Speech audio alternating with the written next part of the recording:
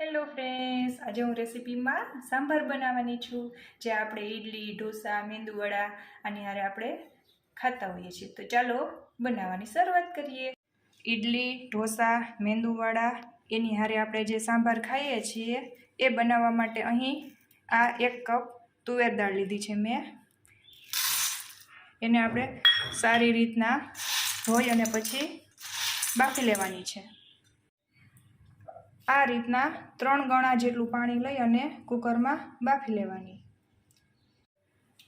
આપણી દાળ ચડે ત્યાં સુધીમાં હવે આપણે આ સાંભાર માટેના શાકભાજીને આપણે કૂક કરી લઈએ.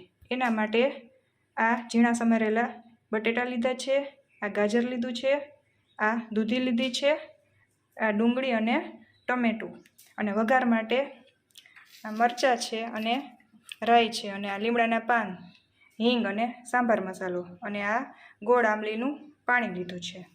તો હવે આપણે વઘાર કરીએ. હવે આપણે કઢાઈમાં તેલ ગરમ કરવા મૂકશું. અમે 1 ચમચા જેટલું તેલ લીધું છે.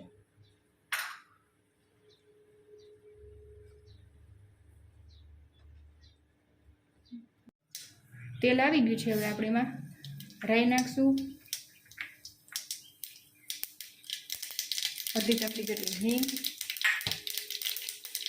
લીમડાના પાન, સૂકા મરચાં,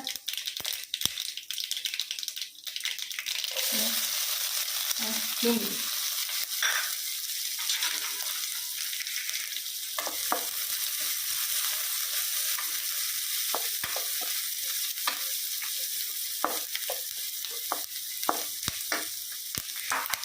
હવે આપણે આ શાકભાજી લીધા છે એ નાખશું.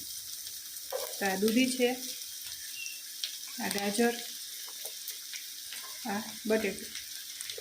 તમારી ચોઈસ પ્રમાણે તમને જે ગમતા હોય એ બીજા શાકભાજી પણ આમાં લઈ શકો છો.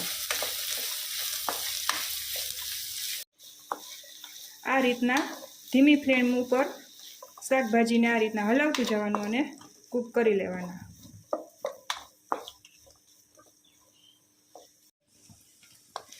હવે આ શાકભાજી હાફ કૂક થઈ ગયા છે. તો હવે આપણે એમાં ટમેટાં નાખી દઈશું, અને હવે હજી ચડવા દઈશું. હવે આપણે આ શાકભાજી કૂક થઈ ગયા છે, આને ઓવરકૂક નથી કરવાના. તો હવે આપણે એમાં મસાલા નાખી લઈએ. 1 ચમચી જેટલી હળદર નાખશું, 1.5 ચમચી જેટલું લાલ મરચું પાવડર, સ્વાદ પ્રમાણે મીઠું નાખશું, અને આ 1 ચમચી જેટલો સાંભાર મસાલો લીધો છે, જે આપણે માર્કેટમાં આસાનીથી મળી જાય છે, અને આપણે એને ઘરે પણ બનાવી શકીએ છીએ. એની રીત હું તમને ક્યારેક બતાવીશ. આ મસાલાને આપણે મિક્સ કરી લેશું. અને આ મેં ગોળ અને આંબલીને પલાળીને એનું આ રીતના પાણી કરી લીધું હતું, એ નાખી દેશું. આંબલીની જગ્યાએ તમે લીંબુ પણ વાપરી શકો છો, અને જો તમારે સાંભાર ગળ્યો ન જતો હોય તો તમે ગોળને સ્કીપ કરી શકો છો. આપણી આ તુવેર દાળ કૂક થઈ ગઈ છે. તો હવે આપણે એને પણ આપણા બોઇલ કરેલા શાકભાજીમાં નાખી દઈશું.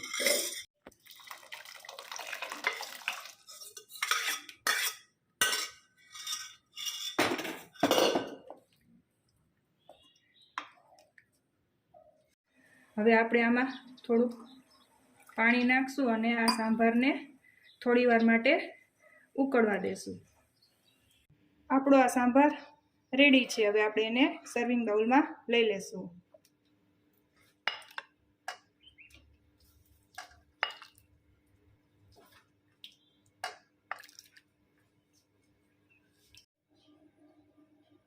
આપણો આ સાંભાર રેડી છે.